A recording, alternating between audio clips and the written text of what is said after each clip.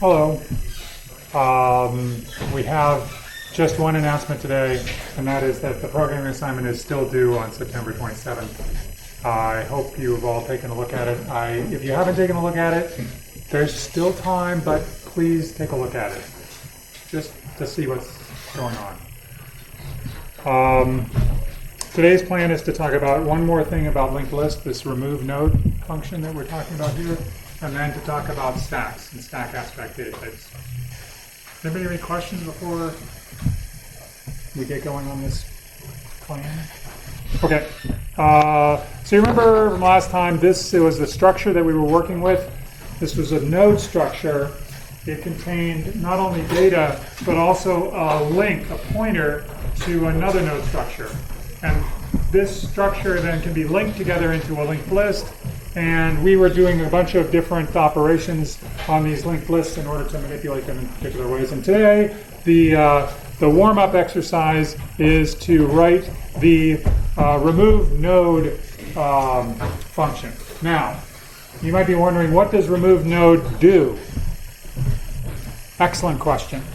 It takes a head pointer to a head of a linked list, and it takes another pointer called current for whatever reason.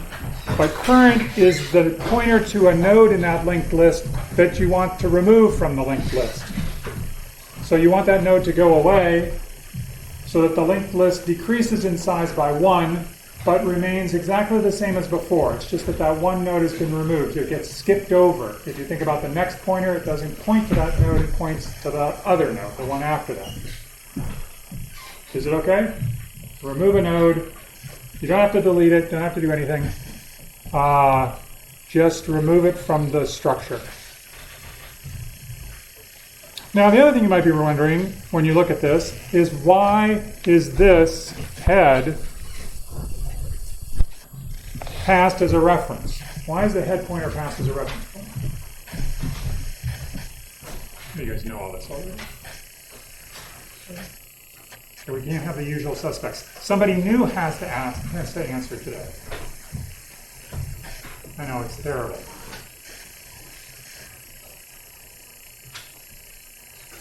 Why are we passing it by reference?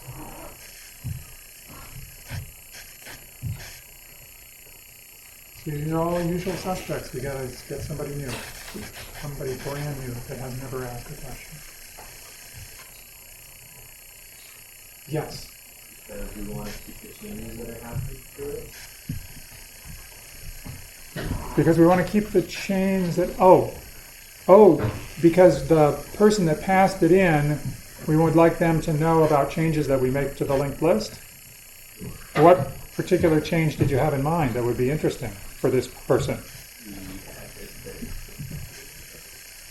Yeah, but why would I need, the head of the linked list is the head of the linked list, right? It's this node at the beginning of the linked list. Current is someplace out here. I'm going to go remove current. That's not going to change head.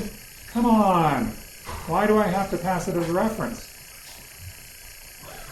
Here he is at the front, beginning. And current is someplace in the linked list. Someplace. No? Just want to have to answer with somebody new. This is like a terrible rule that I've set for myself. Terrible rule. But somebody will break it. Somebody will. Or maybe I'll just start asking people. Why would it be a reference parameter? Why should I pass that as a reference parameter? There are two reasons it passes as a reference parameter. Yes. That's one reason. So it doesn't make a copy. If I pass it by reference, there's no copy that's made. In this case, it's a pointer. So there's not a lot of space that's being saved by not making a copy. But you're absolutely right. That's one of the two reasons for passing by reference. But what is the second reason for passing by reference? Yes.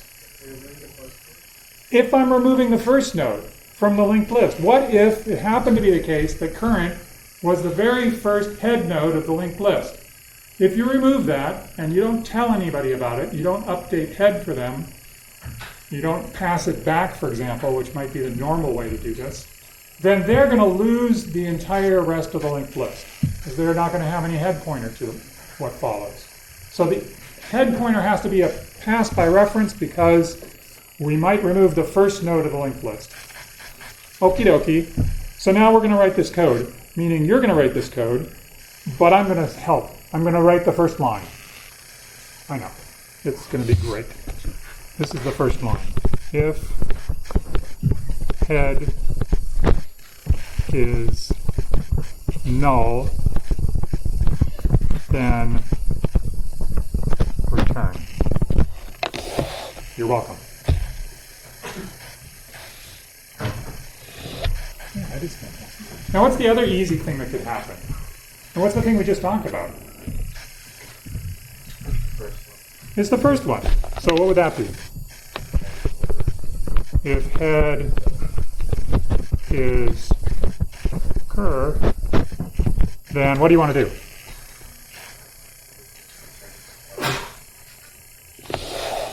What do you want to do? If head is cur, that means the current node is actually the first node in the linked list. What do we want to do in that case?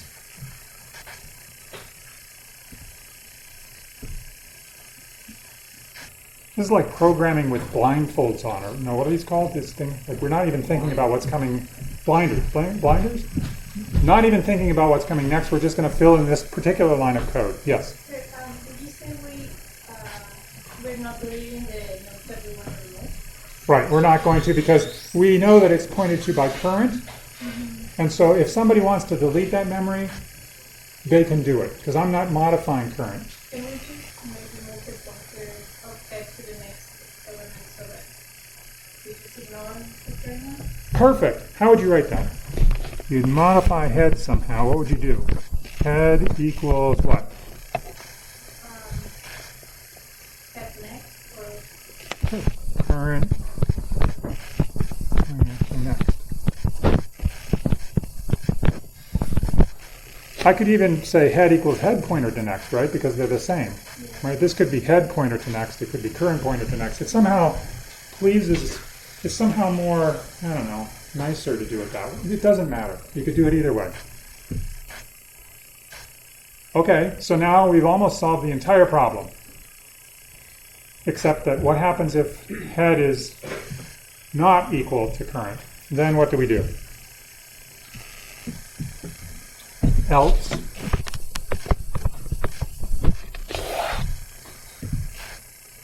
Now this, you have to put your I don't really want to write code hat on. Like I normally have this hat on all the time, but I mean I don't want to write a lot of code because I can't type. But maybe you can, maybe you don't care.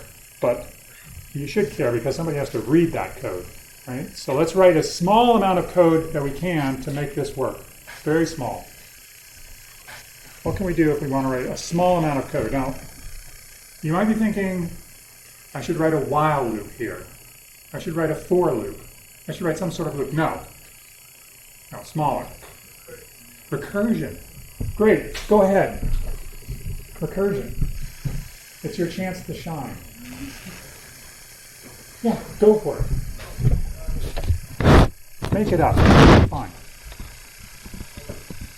Remove, this is a recursive call, remove node. Excellent, good job. And then what?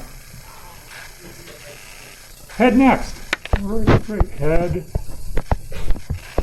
next. And then, so yeah, same thing. We're still trying to remove current. Done. I do not suggest programming this way. I suggest actually thinking about what you're doing before you start writing down lines of code. I think that's a better way to program, but we don't have time for that. So we just made 3 lines of code for this. Does this work? How does it work? So it is critically relying on the fact that this is passing by reference. This code is passing head by reference. It's critical. If I think, for example, about removing, let's suppose that this node number 2, is current. If I think about removing that node, what this code does is it checks to see if head is passed in head. It's a pointer to the node 8. Head is not null, so it keeps going. Is head equal to current? No, it's not. So it it goes down to this remove node, and it updates the first parameter to be head pointer to next. That's that pointer. Because it's passed by reference, it's not changed, it's not copied. It is exactly that pointer that's going to be affected by any changes that this code makes. So now the code goes in, and it checks to see if head is null. Head is now this right here. This is the updated version of head. I'll make a little dot. That's after the first recursive call. It checks to see if it's null. It's not null. It checks to see if it's equal to current. It's not equal to current. So it does the same thing again, and it recurses. That is the next value of head. It's that pointer. It's a reference parameter that's referring to that pointer within the structure.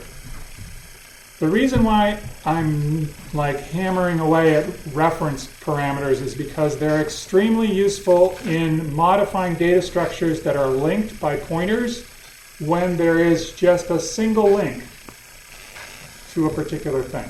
So this is true in trees, it's true in singly linked lists. And in those cases, often passing by reference makes your code really, really short, concise, slick. Some might say kind of mysterious. I don't know. Anyway, now we're here. We call again. This is now head, this circle, empty circle thing. And now head's not null, but head is equal to current. We have two pointers to this node number 2. We have this pointer, the one that's the circle, that one up there. And we also have the pointer called cur. Two pointers to the same thing. And what this does is it says change head to be current pointer to next. So it's changing this value. I'm going to do this in some other code. So it's saying change this pointer to be current pointer to next, which is pointing to the... That's what it does. So it modifies that pointer. Then it returns from the recursion, returns from the recursion, returns from the recursion, and it's done. It's okay? Yes. No. At the beginning of this whole thing, I was, maybe I didn't say it clearly enough. I don't want to delete it because it would add lines of code. You might want to delete it after you remove it from the linked list. Can you still delete it? You're the caller. You just called this function, remove node. Can you still, do you still have a pointer to the thing that was unlinked from the linked list? What is that pointer? What is the pointer that's still pointing to the thing that we've unlinked from the linked list? We need a pointer to that because that's the thing we have to call delete with if we wanted to delete it. You said it, but cur. Yeah, cur. So if you wanted to, you would call remove node and then you'd go delete cur. Yep.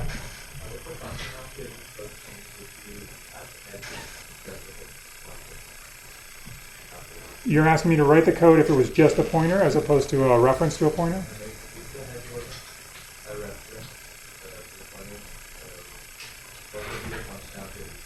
It would do nothing.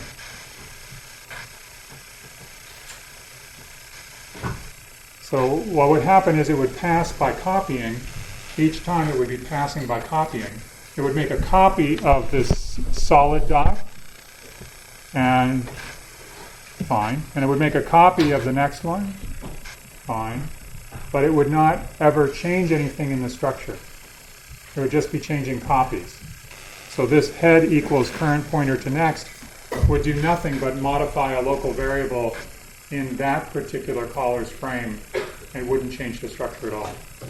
So it's critical that it's a reference parameter because that reference parameter means that it's affecting the thing in the caller's frame. And the caller's frame is actually one of the fields in the node structure. It's the next field in some particular node structure. Yeah, it's a great question. This reference parameter stuff it's a tricky thing. It's a little subtle thing. It's just, it's easy to say. It's saying pass by reference. Whatever you do to it modifies it in the caller's domain. But the impact of that is that when I do it like I did in this code, it's changing the pointers within the structure rather than copies of those pointers. So in this case, is the head pointer the same as the head next pointer? If you want to do head next, we get the same value. If we did head next everywhere, No, I'm just wondering whether the head pointer is the same as head next for the first one. is the head pointer the same as head next? No. In this example? But we have a pointer, we have the head pointer pointing to the node that has a node, right? That's right. But then we say that this head pointer is the one is 8 next. Yeah. So I was wondering whether they're the same thing. Well, in the recursive call, when I make the recursive call, the value that I pass in, which is head pointer to next, is now aliased by head. So in the new call, it's now, I know this is the confusing part, it gets reassigned to be called head, but it's not the original head. It's now a new thing. It's this blue dot in the caller. Yes? So that reminds me of pointers to like this. Yeah. So that is, so if you do like say you put a bracket, like you close the reference and then the pointer ends up. You mean do node star head?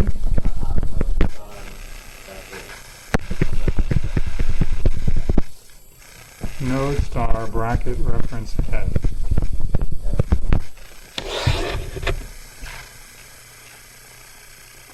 What would it do with parentheses in a declaration? I don't know. It might give you a syntax there actually, because I don't exactly know how it's going to parse the parentheses in the type declaration, but it might actually be nice to you. Really, it's kind of funny to parenthesize it this way because I don't think about it as being parenthesized this way. It's not, it's a reference parameter, and it happens to be a node star. So really, if you were going to parenthesize this, it would be something like, you should do it like node star head. It's a node pointer, and you're passing it by reference. But never do that, because that will not work. And so, in fact, let me erase that just in case. There. If I do star head, what do you think? What do you think star head is? What type is star head? It's a node. It's a structure. So you could do star head dot next, or you could do, I don't know which one. Okay. Yeah.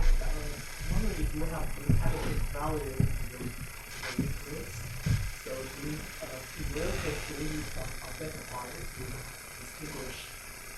Okay, so the question was, what if we have repetitions in this list? Do we need a special identifier in order to specify which node we actually want to remove?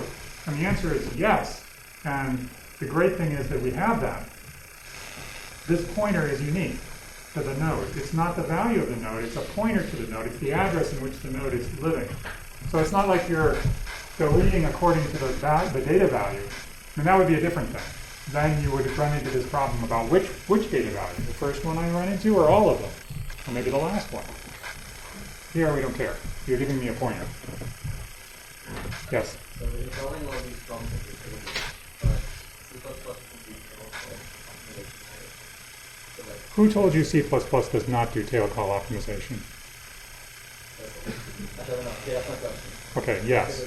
Put it in -04, it'll do everything it can to do optimization.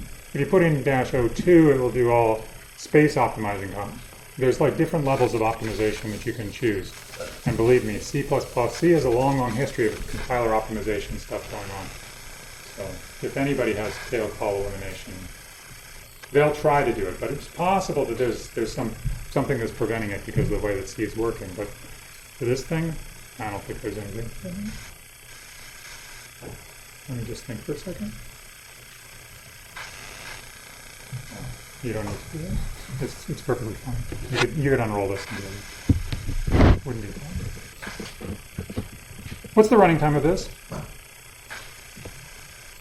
At this point in our relationship, I feel like you can just yell out and say, big O of n, why are you asking me? You don't have to put the last part on there, but you can just say big O of n. I'm not going to get upset.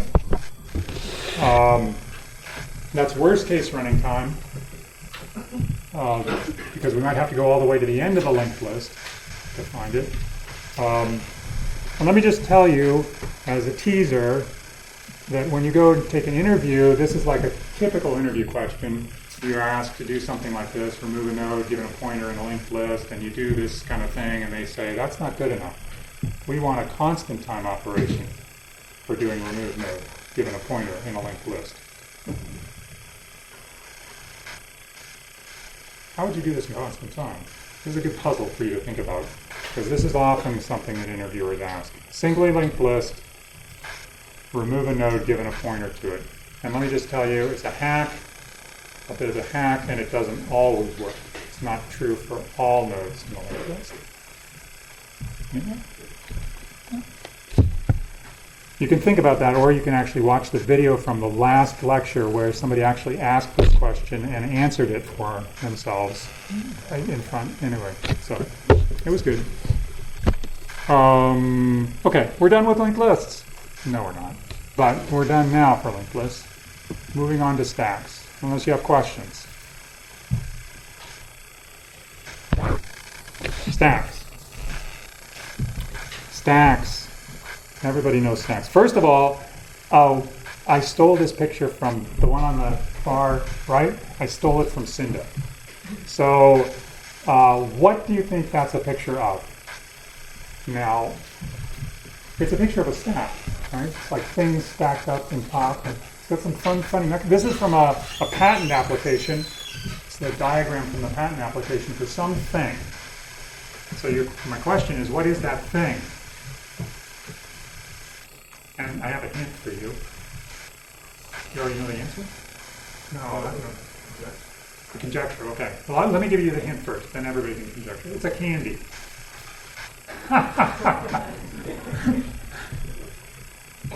Okay, does that match your conjecture? No. I thought it was something with like punch cards. Oh, that would be awesome. But they're pretty thick for punch cards. Yeah. Yeah, they'd be thick for punch cards. Now, do you know what it is? Pez, it's a Pez dispenser. You remember Pez's? Does anybody do these anymore? So things with like goofy heads on the top, but yeah. Anyway, that's a stack. You put stuff in, and the last thing that you put in, that's the first thing that comes out. That's a stack. And you're saying, yeah, right. You know all about stacks. Last in, first out, yeah. They're important for many reasons. That's why you keep hearing about them. One in particular that's interesting is function call stacks. For this course in particular, it's interesting. And for 213, it's also interesting to understand the call stack. So I made an example here. Here I'm going to write some functions. C. This is a declaration of a function C, and what it does is it returns the function A applied to its parameter. So I'm going to write this in this notation, so I hope you understand it. This is a declaration of a function C, and that function, it returns the value A of X. And I'm not telling you what these values are because it's not important. And there's a function B. It takes a parameter Y, and it returns C of 5 times Y. And I have another function A. Oops. I have another function A. And A takes a parameter X, of course. And it returns B of 2 times X. Okay, so here we go. And oh yeah, C out A of 5. So the way function call stacks work, I think I mentioned them before, but maybe you didn't understand exactly what I was talking about, and now you will. How many people already know what a function call stack is? A call stack? Okay, so this is new for most of you. Okay, here we go. here's the call stack. When you call a function, like for example, this function a of 5, a, that function, gets a space on the stack memory. It's on the stack, there's the stack memory and there's the heap memory. It gets space on that stack. It gets space for its local variable, so it knows, for example, that its parameter is 5. That's something that's in this frame. And when it gets called, it immediately multiplies that number by 2 and then calls b. So it calls b, and that call to b is put on top of the call to a. Put on top of what's called the activation record for a. Now you might be thinking to yourself, why do we have to keep around the stuff that a was doing when we go and call a function b? Well, because b is going to return, presumably, and it's going to pass its value back to a so that a can pass that on to cout. It has to come back to a so that a can return and give its value to cout. Right? So it has to stick around, and the way it sticks around is it's in a stack. That's why stacks are so cool, one of the reasons. And then we pass, b passes its function times 5, or its argument times 5 to the function c. And then c, what does c do? C calls a with the function, the value just passing the value. And then what do? A calls b with the value, is that right? Am I doing this correctly? So 100? That's interesting. I got a different value last time, but that's okay. And we keep going. And are you tired yet? Because what's going to happen in this particular example is that those function calls are going to keep stacking on top of each other until what? Stack overflow. Your stack memory will fill up and it will crash. Okay. But anyway, that's how call stacks work. So yes, they're great for call stacks. They're great for balancing symbols, but that's kind of trivial. They're great for reverse Polish notation. Like suppose you had a calculator and had no parentheses buttons. No parentheses buttons on your calculator. How could anybody sell a calculator like that? HP sold thousands, millions of these calculators. And how did they do it? They had you enter this functions that you wanted to calculate in reverse Polish notation. So you would enter 3, enter, 7, enter, plus. Plus would add the two things that were on the stack together, and it would replace them both by the answer, in this case 10. And then you would get 4, and 4 would go on top of the 10, and then 9, and 9 would go on top of the 4, and then you would get minus, and it would subtract 4 minus 9, it would get minus 5. And then multiply. So there would be a minus 5 up there, and down below, remember what was down there? 10. Minus 5 times 10, minus 50. So the answer would be minus 50. No parentheses needed. There was no parentheses button on the initial ones. They wimped out later, and they put in parentheses. And you're thinking to yourself, I know, this is 2019. HP calculators were like in the 1960s, maybe the 70s. Why are you telling me about this obsolete, stupid programming thing which involves the stack machine? Because it's also the same thing that's in your Java virtual machine. So when you write Java, it gets translated into a language which is a stack-based language. The operands are pushed onto a stack, and the operators are operating always on the elements in the stack. Why? Because that way, it doesn't matter how many registers your machine has. That's why Java can run everywhere. Why the Java virtual machine is so portable. It doesn't have to worry about registers. You know what registers are? They're like fast memory in your CPU that just does stuff. This doesn't use that. It uses a stack. It just pushes stuff onto the stack and does the operations on the top of the stack. So does PostScript. When you print stuff in the PostScript programming, in the PostScript language, you can write PostScript, and it's a stack-based language. Also, depth first search. Depth first search we'll talk about a little bit more when we get to graph searches, but just think about being in a haunted house. No. A nice, friendly house. Think about being in a friendly house, but you're all alone.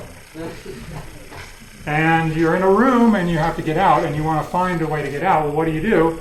you, of course, being a computer scientist and you know about stacks, you say, oh, there are 4 doors that I could go through. I'll stack those up. And then I'll pop one off my stack and I'll go through it.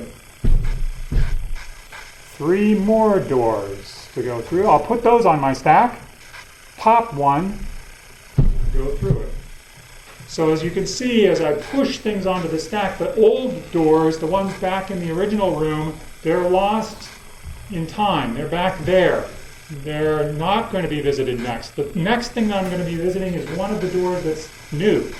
It's like the worst thing you do. It's like a horror movie, and it's when you're watching it and you're saying, don't do that. Do breadth first search. Like look around to make sure there's no monster right there, and then go. But depth first is the other one. Okay, so now are you motivated to understand more about stacks? Hooray! Let's do some. Do you have any questions about this? About stacks? PostScript is fun language for programming. Okay, so now let's talk about abstract data type. So this is the first time that I've used these words, abstract data type. What is an abstract data type? It is a specification of the operations to be performed on some data that are supported by a structure. So let me write that down. Specification of operations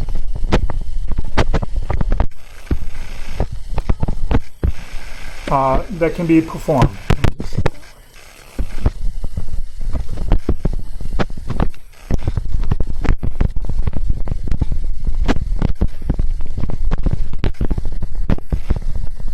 For this particular data structure stack, the operations that we know that we want to be able to support are push something new into the stack, pop something out of the stack, and probably check if the stack is empty. So those are the 3 specified operations. Now C++ actually has an interface called the class that allows you to specify an abstract data type by declaring the functions to be public. So these public, this is the constructor, this is the push, this is the pop, and this is empty. These functions, these methods are all in the public space of your class. Everybody can see these. They could use them.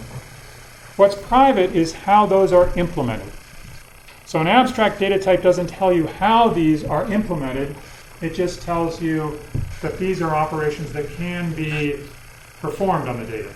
And you have to specify, like, what does push mean? It means put it into a stack. And what's popped? It means take it out of the stack. You know, you have to sort of specify what those operations are. But for stacks, you guys know what push and pop are, and you know what is empty means. So I don't have to write any comments. Is it clear? The abstract data type is a specification of operations, doesn't tell you how they're implemented. So we could, for example, because of what we know about stacks, we can execute this sequence of code, push 1, push 2, push 3, pop, pop, etc. And you can tell me what the output is from the pops in order. I will give you 10 seconds. That's sufficient? Probably. Maybe you're already ready. Tell me what the first thing that's popped out of this is. 3. Next. Next. Next. Next. Right. This pop does a 3, this pop does a 2, this pop puts out a 4, this pop puts out a 5, this pop puts out a 1. And all you're doing is last in, first out. Very straightforward. What if so suppose that I push things in increasing order. Push, if I push numbers in increasing order, just like I did here,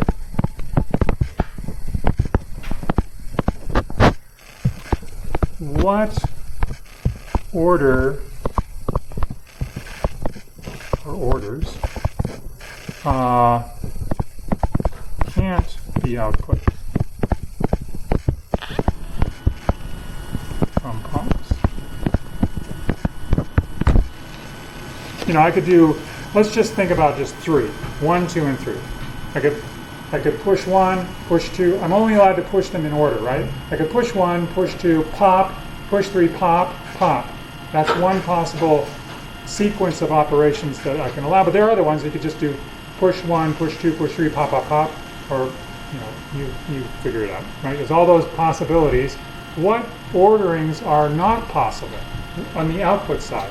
If I wanted, for example, to get 1, 2, 3, I would push 1, pop, push 2, pop, push 3, pop.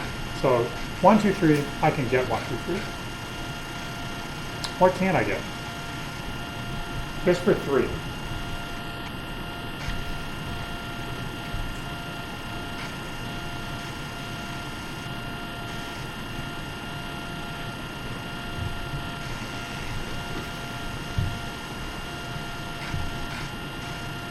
Yeah.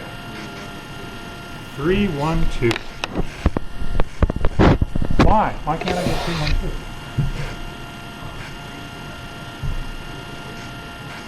2? Yeah, if I wanted to print out 3, I wanted to pop 3, then 2 and 1 have to be on the stack. And the only way they can be on the stack is because I pushed them in order. They can only be on the stack with 1 below 2. Because I told you that I'm only pushing in increasing order. So 1 is down here, 2 is there, 3 comes along, I push it, I pop it, and then when I pop, I get 2. I can't get 1. That would not be possible. So I can't do 3, 1, 2. Excellent. Okay, everybody understands stacks. Now let's talk about implementations of the abstract data type stack. And guess what we're going to use? Linked lists. Brilliant. It's a linear structure, just like stacks are a linear structure. This is a particular implementation. We could use something else. We could use arrays, and we will look at arrays also. But first we're going to look at linked lists.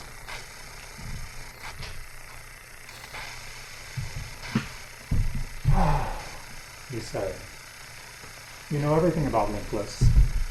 So this part, the private part, is new. That's the stuff that's hidden away from the user. The user just sees the public stuff, which is exactly what was on the previous slide. It's the operations that we can perform on this particular data structure, the stack, but it doesn't tell the user that underneath the hood we're using a linked list. Now this is the same linked list that we have from before. There's only one new thing here, and that is we also have a variable, a private variable called top. And as you can see in the picture, top points to the head of the linked list. We could have called it head, but top is better because it's smaller. Okay? And now let's talk about how one would implement this. Let's not. This is, what is this? What is push? We've done it before in this class. You were here. Sorry? Yeah, insert at front. That was a great name. Insert at front. Was it called insert at front? Well, if it wasn't, it should have been. So insert at front. This is exactly what we did before. Maybe the first thing we did for like this. Yeah. Yeah. Is there any difference between node start in the middle of top and then node start like this side? You mean this over here? Yeah. Is there any difference? Like, is that something different, or is it just? Oh, sorry. Maybe this is 2 pages of code. Yeah. No, Okay. I'm just wondering like about the pointers, because in this one right here it's node, and then the start is in the middle, and then the top, and then the one over here is node. I see. There's no space between this star and the T. Yeah. That's the problem. Yeah. Is it the same? Yeah, it's the same. Okay. I just ran out of space, so I just crammed them together. Oh, okay.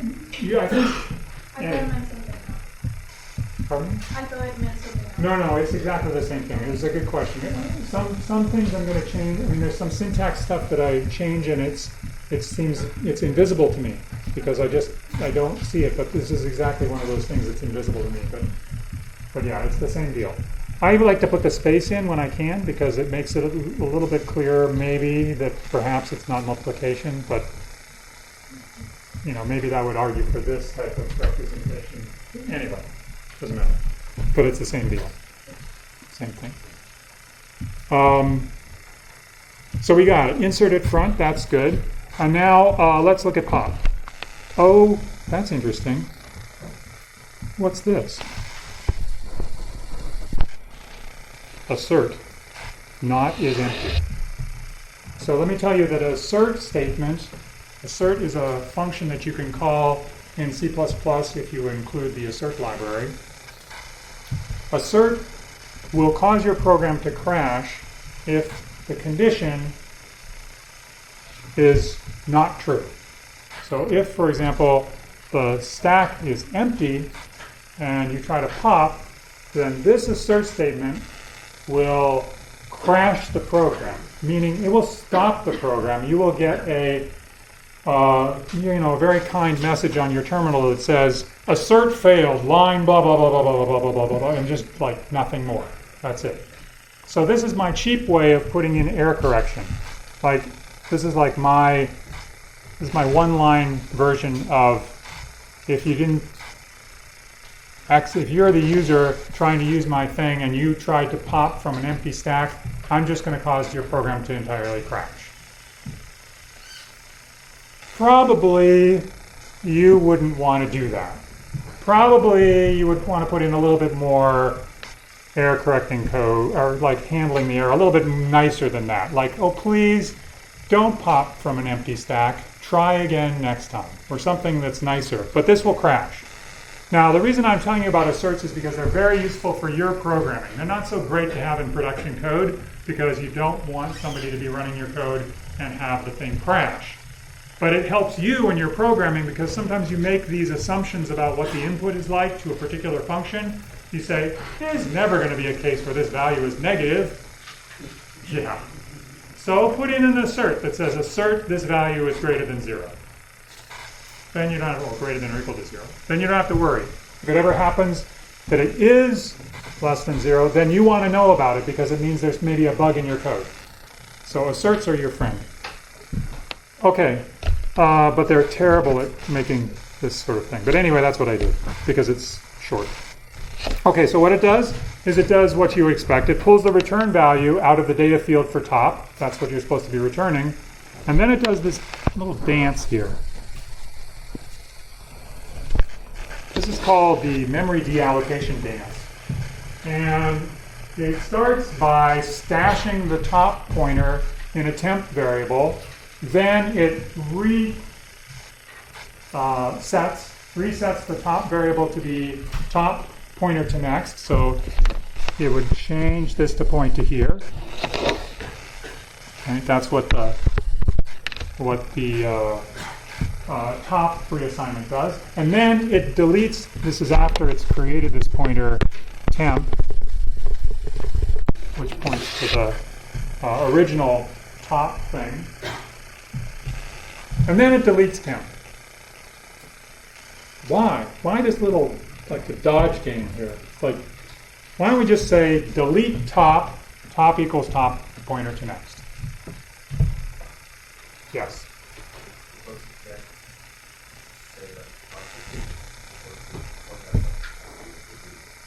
Yes. Excellent. After you delete something, you must assume that it's gone. It's not gone. You can still access that memory, but you shouldn't. No. So that's like trying to, I mean, you probably wouldn't get in trouble in this code because things are so tightly coupled together, but don't do it. In your memory your memory checking, like Valgrind, will tell you you're doing something bad. If you free memory, if you delete memory, and then you try to access fields that were deleted, return to the memory manager. That's what delete does. This call right here, delete, it's saying, I no longer am interested in the structure that's pointed to by this pointer. And C knows what that structure is, so it knows how much memory it's being pointed to, and so it says, great, I've got this whole block of memory that I can give to somebody else. Anybody wants a memory? And then before you execute your top equals top pointer to next, somebody sneaks in there and rewrites it with the word elephant or something equally large. Okay, so don't do that. So that's why this dance. We've got to set it aside, we've got to save it in temp, then we do the update of top, and then we do the delete using the old pointer, which is stashed away in temp. Okay. You good? What's the runtime of all this stuff? How much time does push take? So this is order 1 push. How much time does pop take? Is it, I mean, we all know what we're talking about here, right? The asymptotics are in terms of the size of the linked list. It's the number of elements that are in your stack. That's what we're talking about here for the size. And are the operations that are performed by pop, do they have any dependence on the number of elements that are in the linked list? No, it's just constant, like 5 or something like that. So order 1 push and pop.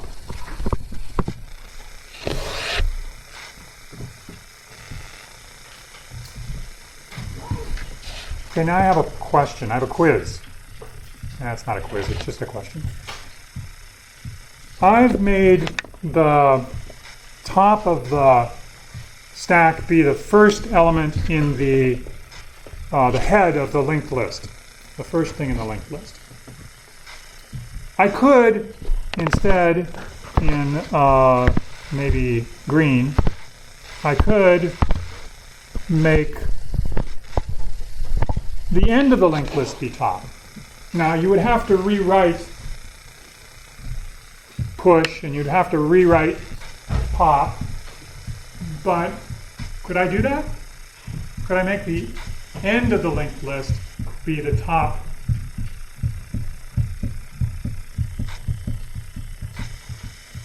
Is it possible? Yes, it's possible. Yes, you could write code to do this. Everybody could write code to do this. How much time would it take? What's the running time if I changed top from being at the start here and I instead insisted that top should be down here? I'm going to let you have other variables. You can use like anything you'd like, but that's, I'm just asking about the running time as a function of the size of the stack. What would happen? And in particular, think about pop.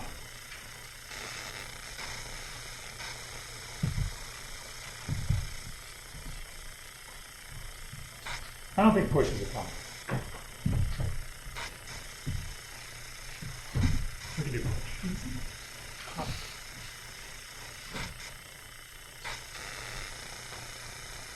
Yes? Okay, so if you wanted to only pop it, so again, first get it prime, so then you have like carry over the entire thing set to next pop, I think, because you don't have any way to go backwards and forward. That's exactly the point. Exactly the point. This is a one-directional linked list. You can go forward, but you can't go backwards. If I give you a pointer to the end, it's hard to go back. Okay. But I could go back if I, for example, stashed away something else called pre-top. Right? Pre-top. Then I know where to go, right? Now I know when I pop this guy off the top, then I just have to go to pre-top. Top becomes pre-top, and I set this to be null because it's the thing that, yeah.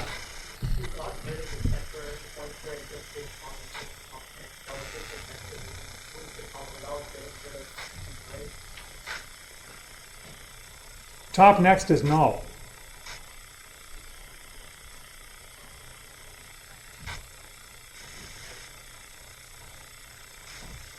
Here, top next is null. What's wrong with my plan for using pre-top? This is like a fallacy. It's like got a name. It's like I can't remember what the name is, but it's this fallacy of like a slippery slope or something like that, where I can fix it once, but how do I move pre-top? Pre-top has to go back by 1 as well. And I can't do that without having pre-pre-top. And if I have pre-top and all this other stuff, what am I building? I'm building a doubly linked list. I've got a linked list going this way, and I've got to use the linked list going backwards. So I can't do it unless I change this linked list structure to allow me to get backwards. I can't do it in time that's constant. It would be linear time. So linear time if the top is here.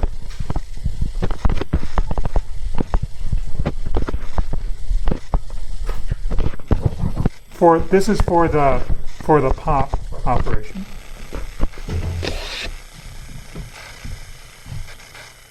Is it already?